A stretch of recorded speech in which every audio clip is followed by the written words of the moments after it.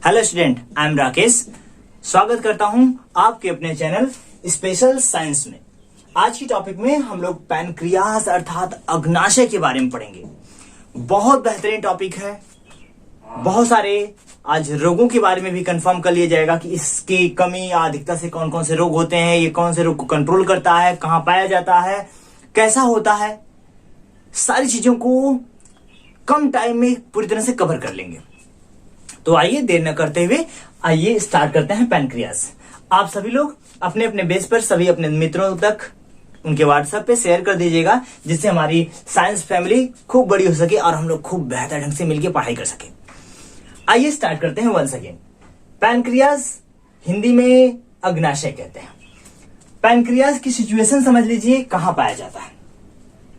Pancreas जो होता है छोटी आंत, जहां छोटी आंत घूमती है उल्टे सी आकार की संरचना बनाती है, अर्थात छोटी आंत जहां से प्रारंभ होती है, ये वाला स्ट्रक्चर, इसके ठीक ऊपर अगर हम देखें तो इसके ठीक ऊपर वाला जो भाग होता है वह स्टमक होता है। इस तरह से घुमा हुआ संरचना होता है, ये स्टमक होता है। यहां से होते हुए माउथ की तरफ जाता है रीजन। तो ये स्टमक के ठीक नीचे जहां से स्टार्ट होती है हमारी छोटी आंत, वहां से कर्व लाइक जब ऐसे टर्न करती है तो छोटी आंत का यह रीजन कहलाता है ड्यूडिनम। क्या कहलाता है बाबू? ड्यूडिनम अर्थात ग्रहणी कहलाता है। और ग्रहणी के ही जो जहां सी आकार की संरचना धारण करती है, उसी में एक पिंक कलर की मिश्रित ग्रंथि उपस्थित होती है, जिसे हम कहते हैं अग्नाशय या पैनक्रियाज। अब मिश्रित ग्रंथि क्यों कहते हैं, इस बात को भी ध्यान दीजिए। यह जो ग्रंथि होती है एक्सोक्राइन और इंडोक्राइन दोनों तरह से वर्क प्ले करती है। अब एक और प्रॉब्लम क्रिएट हुई दिमाग में कि एक्सोक्राइन और इंडोक्राइन क्या होता है। तो एक्सो का मतलब होता है बाहर और इंडो का मतलब होता है अंदर। ऐसी ग्रंथियां जो अपने हार्मोन्स या एंजाइम का स्राव रुधिर के बाहर करे, उसे एक्सोक्राइन अर्थात बहिस्रावी ग्रंथि कहते हैं। और ऐसी ग्रंथियां जो अपने हार्मोन्स या एंजाइम का श्रावण रुधिर के अंदर करे, उसे इंडोक्राइन अर्थात अंतःस्रावी ग्रंथियां कहते हैं।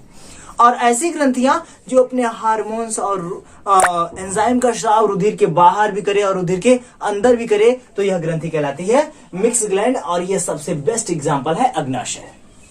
आई होप कि क्लियर हुआ होगा। यहां एक्सोक्राइन और यहां इंडोक्राइन ऑलरेडी करके दिया गया है। मैं आपको वन बाय वन पूरी चीजें समझा दूंगा, बस पेशेंस रखिए और स्टार्ट। आइए देखा जाए। सिचुएशन क्लियर हुई कि छोटी आंत जहां से टर्न होती है, सी आकार की संरचना धारण करती है, उसी के पास गुलाबी रंग की एक पत्ती की नुमा संरचना होती है। इसकी जो लेंथ होती है, लंबाई होती है लगभग 12 से 15 सेंटीमीटर। 12 से 15 सेंटीमीटर के आसपास इसकी लेंथ होती है। मैंने यहां पे डिनोट करके रखा है। 12 से 15 सेंटीमीटर इसकी लेंथ होती है और इसकी ब्रॉडनेस, इसकी चौड़ाई जो होती है वह 3 सेंटीमीटर के आसपास होती है। क्लियर? अभी पहले तो सिचुएशन जान जाइए, इसकी साइज, शेप, इसका वेट जान जाइए, तब इसका वर्क मुझे समझिए कि 12 से 15 सेंटीमीटर लंबी होती है और 3 सेंटीमीटर चौड़ी होती है और भार में लगभग 100 ग्राम के आसपास होती है। 100 ग्राम के आसपास इसका भार होता है। खास करके ध्यान रखिएगा। एक और बड़ी इंपॉर्टेंट इसलिए बोली जा रही है क्योंकि हमारे अग्नाशय ड्यूडिनम के ठीक उस साइड पे लिवर होता है। लिवर को यकृत कहते हैं और यकृत हमारे शरीर की सबसे बड़ी ग्रंथि है। आई होप कि क्लियर होगी कि यकृत हमारे शरीर की सबसे बड़ी ग्रंथि है। और दूसरी बड़ी ग्रंथि कौन सी है? पैनक्रियाज अर्थात अग्नाशय, जिसके बारे में हम पढ़ रहे हैं। यकृत का की वीडियो सबमिट की गई है। अगर आपने उसको पढ़ा नहीं है तो डिस्क्रिप्शन में इसका लिंक दे दूंगा मैं, आप पढ़ लीजिएगा जाके, लिंक टचिंग करके और वीडियो प्ले करके आप उसको पढ़ लीजिएगा। लीवर खत्म हो गया है, हम पैनक्रियाज पढ़ रहे हैं।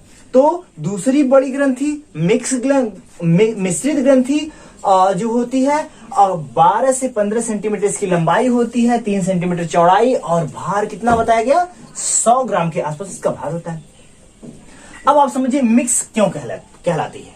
मैंने आपको अभी सजेस्ट किया, अभी बताया क्या कि ऐसी ग्रंथियां जो अपने हार्मोन्स और अपने एंजाइम का स्राव कहां करे बाबू? रुधिर के बाहर भी करे और रुधिर के अंदर भी करे। तो ऐसी ग्रंथियों को क्या कहते हैं? मिक्स ग्लैंड कहते हैं, मिश्रित ग्रंथियां कहते हैं। पैनक्रियाज उसका बेस्ट एग्जांपल चल रहा है और उसी के बारे में पढ़ रहे हैं। तो कौन सा ऐसा काम करता है कि वह रुधिर के बाहर करता है और कौन सा ऐसा वर्क है जो रुधिर के अंदर होता है? समझिए, मैंने आपको एक्सोक्राइन अर्थात बहिस्रावीय भाग समझाने की कोशिश की है। बहिस्रावी स्टार्ट करते हैं। बहिस्रावी ग्रंथियों में अग्नाशय से अग्नाशय रस निकलता है। क्या निकलता है? अग्नाशय रस। अगर आप इंग्लिश में समझना चाहते हैं तो अग्नाशय को इंग्लिश में क्या कहते हैं? पैनक्रियाज कहते हैं। और पैनक्रियाज से पैनक्रियाटिक जूस निकलता है। आई होप कि क्लियर होंगे। पैनक्रियाज से कौन सा? चाहे हिंदी में समझिए अग्नाशय से अग्नाशय रस, चाहे इंग्लिश में समझिए पैनक्रियाज से पैनक्रियाटिक जूस निकलता है। और ये जूस इसी नलिका के द्वारा रिलीज होता है छोटी आंत में। वंस अगेन ध्यान दीजिए। और इधर से बाइल जूस, इधर बाइल पाया जाता है, अर्थात कह सकते हैं लीवर के पास एक छोटा सा थैली नुमा बॉक्स नुमा संरचना होता है जिसमें बाइल्स भरे होते हैं, बाइल्स जूस भरे होते हैं। और वह जूस इस पतली सी नलिका द्वारा आके हमारे अग्नाशय के अंतिम छोर पर खुलते हैं, जहां वह ड्यूडेनम से जुड़ी होती है, ग्रहणी से जुड़ी होती है। तो अब यहां से अर्थात हमारे लीवर से बाइल, ये मैंने लिखा बाइल डक्ट लिखा है, ये बाइल डक्ट यहां से आके यहां जुड़ी हुई है। यही डक्ट आके यहां अग्नाशय से जुड़ जाती है। तो बाइल डक्ट से बाइल जूस निकलता है, इधर से लीवर से बाइल निकलता है और अग्नाशय से अग्नाशय रस, ये दोनों निकलकर हमारे भोजन में पहुंचते हैं और भोजन का पाचन करते हैं।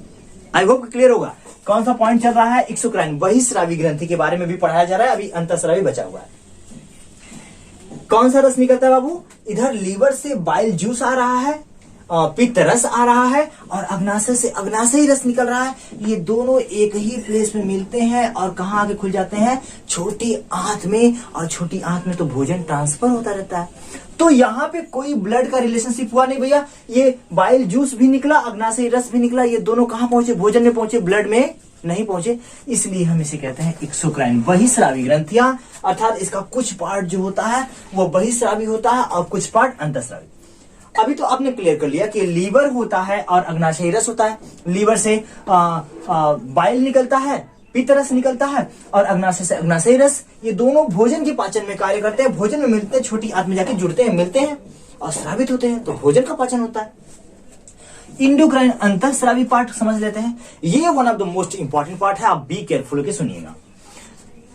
हमारे अग्नाशय में जगह जगह बहुत सारी संख्या में गुच्छे नुमा सेल्स पाई जाती हैं और उन सेल्स को कहा जाता है आइसलैंड्स ऑफ लैंगरहैंड, अर्थात हिंदी में बोलते हैं लैंगरहैंड की द्वीपिकाएं। क्या बोलते हैं? मैंने डिनोट कर दिया है, आप स्क्रीनशॉट ले लीजिए, आप नोट कर लीजिए, जैसे मन करे वो कर लीजिए आप। लैंगरहैंड्स की द्वीपिकाएं कहते हैं। और ये जो गुच्छे नुमा जो यहाँ संरचना दिखाई दे रही है बाबू, ये 90 लाख से अधिक इनमें होती है, अर्थात किसके अंदर? पैनक्रियाज के अंदर उपस्थित होती है। कितनी? 90 लाख से अधिक होती है, और जिसे हम कहते हैं आइसलैंड्स ऑफ लैंगरहैंड, हिंदी में लैंगरहैंड की द्वीपिकाएं कहते हैं। अब इन 90 लाख सेल्स में 3 प्रकार की सेल्स होती हैं। एक होती है अल्फा, दूसरी होती है बीटा और तीसरी होती है डेल्टा। क्लियर? वंस अगेन हम लोगों ने एक्सोक्राइन खत्म किया, अब इंडोक्राइन की बारी आ गई। ये बहुत इंपॉर्टेंट चीज है, इसी में आपको रोगों के बारे में थोड़ा सा नॉलेज मिलेगा। अग्नाशय एक जो सेल्स होती है लैंगरहैंड्स में, वह अल्फा सेल होती है, दूसरी क्या होती है वो बीटा होती है, और तीसरी होती है डेल्टा होती है। Alpha, beta and delta. Alpha का काम समझिए, पहले ऊपर आ गया तो अल्फा का काम समझिए। जब हमारे शरीर में ग्लूकोज की जो है कि कमी होने लगती है, तो हमारा लीवर जो होता है, ये हमारा जो लीवर होता है, जिसे हम केमिकल फैक्ट्री कहते हैं, यह ऑलरेडी बहुत सारे ग्लाइकोजन को स्टोर करके रखता है। बातें समझ में आ रही है? मान लीजिए आपने खूब मिठाई उठाई खा ली, मार्केट से गुजर रहे हैं, गुलाब जामुन खा लिए, 2-4 ठो लौंग लता खा लिए, और जो है कि बहुत सारी मिठाई को अगर आप फूड कर लिए तो उसमें ग्लूकोज की मात्रा तो बहुत ज्यादा होती है। भाई मीठा है ना, तो उसमें ग्लूकोज की मात्रा ज्यादा होती है। तो जब शरीर में ग्लूकोज बढ़ जाता है तो उसे लीवर हमारा ग्लाइकोजन के रूप में स्टोर करके रखता है फ्यूचर के लिए, कि सडनली अगर कभी कम पड़ जाए तो क्या किया जाए? दे दिया जाए। तो लीवर के पास क्या होता है बाबू? ग्लाइकोजन होता है। और यदि सडनली कुछ आप काम कर रहे हैं और ग्लूकोज की मात्रा कमी हो रही है, तो लीवर क्या करता है?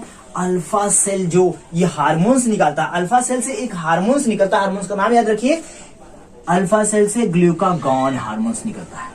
कौन सा हार्मोन्स बाबू? इस हार्मोन्स को बिल्कुल ध्यान रखिएगा।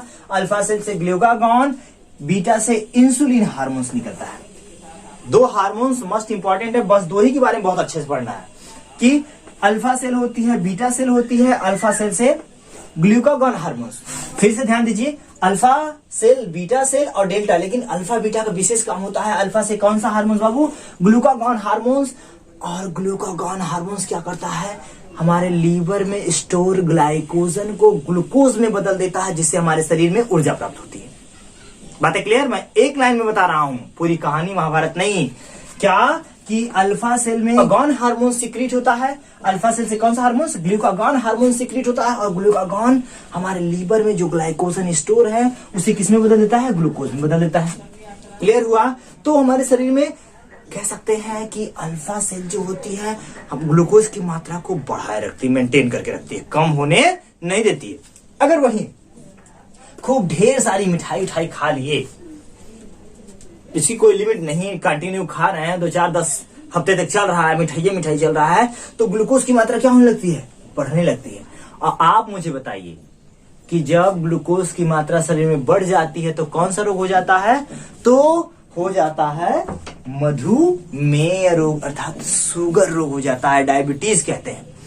अब आप समझिए, जब ग्लूकोज की मात्रा बढ़ने लगती है तो हमारी बीटा सेल्स एक हार्मोन्स का सिक्रेशन करती है जिसका नाम है इंसुलिन।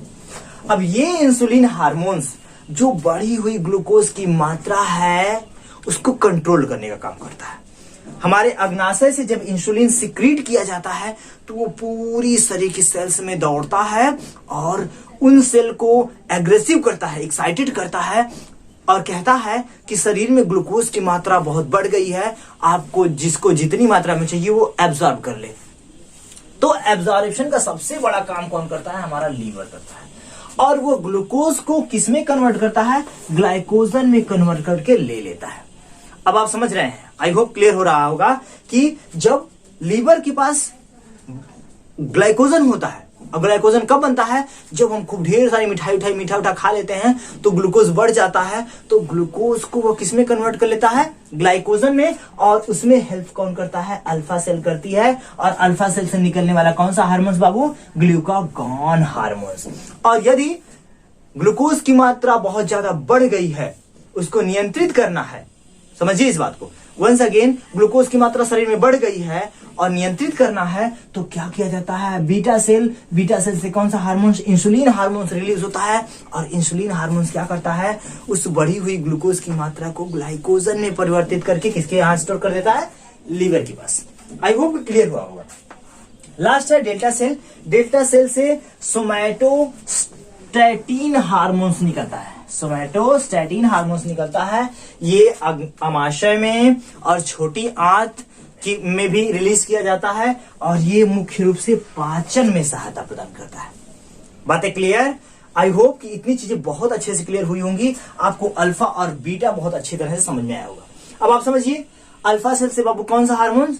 Glucagon hormones. ये ग्लूकोज की मात्रा को क्या करता है? बढ़ा के रखता है, मेंटेन रखता है, कम होने नहीं देता। और जब ग्लूकोज की मात्रा बढ़ जाती है तो उसको कंट्रोल करना होता है, तो कौन सा हार्मोन्स काम करता है? इंसुलिन हार्मोन्स काम करता है। और ये बीटा सेल से रिलीज होता है और ये लीवर के पास, लीवर को एक्साइटेड करता है और लीवर जो बढ़ी हुई ग्लूकोज की मात्रा है उसको अपने अंदर खींच लेता है। किस रूप में बाबू? ग्लाइकोजन के रूप में।